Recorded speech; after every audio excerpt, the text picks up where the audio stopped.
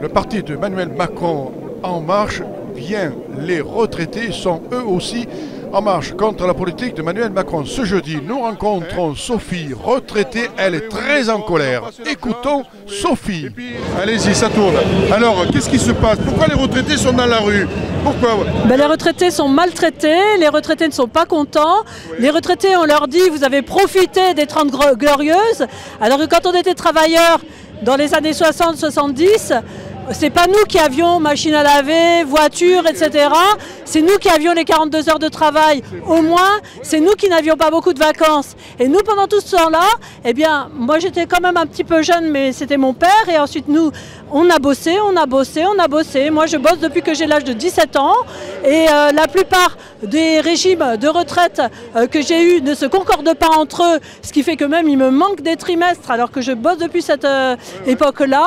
Et donc, je considère qu'aujourd'hui, on se fiche de notre gueule. On a des parlementaires qui ont une indemnité parlementaire de 6 000 €. Ils s'achètent leur permanence et ensuite ils la revendent ou ils la louent pour que les bénéfices aillent dans leur poche. Eh bien, c'est à eux que je demande un petit peu de solidarité parce que là, on en a assez, c'est trop. Donc aujourd'hui, est-ce que vous voulez préparer mai 68? Non, pas encore. Attends, il faut attendre un peu. On n'ose même pas y penser. Ah bon? Alors il faut qu'il vous fasse encore les poches pour que vous démarriez. Là, il y a du monde. On a besoin aussi que les jeunes prennent conscience et qu'ils nous aident. Ah bon? Voilà. On a beaucoup lutté.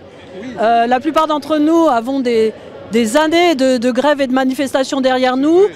Pour certains, on dit c'est une culture. Non, c'est la seule façon que nous avons parfois de pouvoir nous défendre puisque les autres systèmes ont été pervertis ou ont été réquisitionnés, confisqués. Donc on a encore la rue.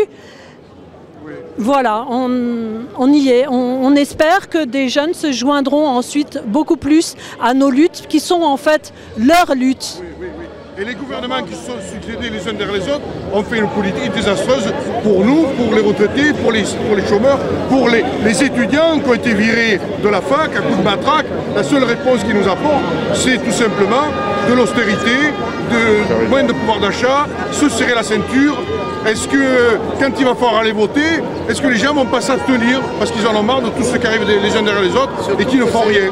Les gens risquent de s'abstenir, et alors que c'est très dangereux à mon sens. Mais en même temps, ça a commencé en réalité avec Sarkozy qui a touché à tout et qui a abîmé tout ce qui restait. Donc là, on est vraiment on est dans un train qui est sorti de ses rails et qui essaye maintenant de rouler n'importe où comme il peut. Et donc la situation, elle est catastrophique.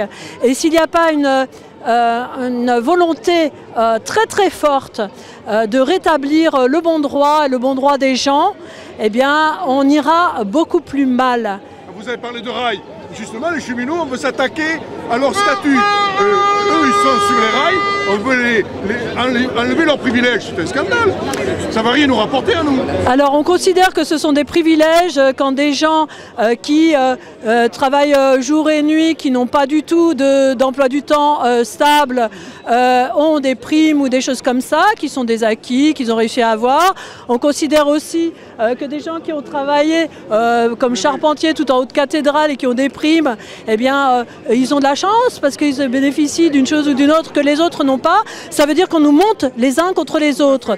Qu'on soit fonctionnaire, qu'on soit cheminot ou qu'on soit dans le privé où on a moins pu se battre, tout ce qui reste à ces gens, c'est de s'organiser et de lutter ensemble. Mais il faut savoir que dans beaucoup de secteurs où il n'y a plus d'emploi, les gens peuvent même plus s'organiser et lutter ensemble. Alors j'ai entendu ce matin à la radio qu'on parlait d'une culture de la grève à la SNCF. C'est absolument immonde d'utiliser des termes comme celui-là, alors que ces gens ne peuvent que défendre, au contraire, un équilibre général des gens des chômeurs qui pourraient se transporter pour aller au moins répondre à une demande d'emploi, mais qui n'ont plus le train pour cela. Et on nous fait croire que les bus de Macron, qui consomment, qui marchent au diesel et qui sont mauvais pour tout, on nous fait croire que c'est une solution et qu'il faut séparer et privatiser tout ça. Eh bien vraiment, c'est de la foutaise. On est en train de mettre à mal tout ce que la France possède et qui sont des biens communs qui appartiennent aux gens Et nous, ces gens, on est juste dans la rue pour les revendiquer. Il faudrait qu'on commence à nous écouter.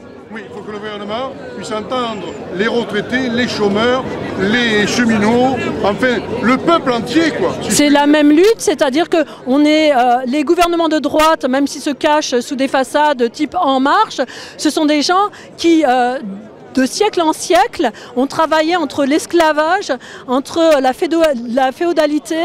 Ils sont encore dans l'héritage de cette mentalité. Nous, on en a assez de tout ça. Il faut que ça s'arrête.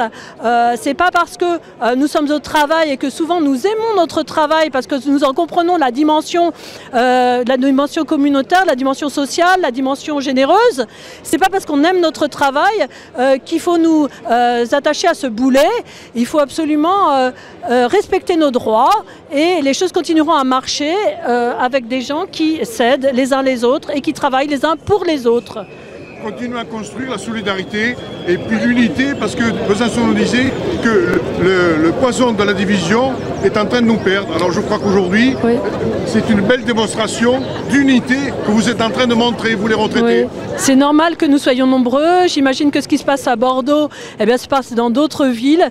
Ça veut dire que, quels que soient les chiffres qu'on donnera après, quelquefois la façon méprisante dont on qualifiera cette lutte, elle existe. Les gens sont là, ils se rendent compte et ils sont de plus en plus nombreux à se rendre compte de ce qui se passe. On s'est laissé abuser trop longtemps.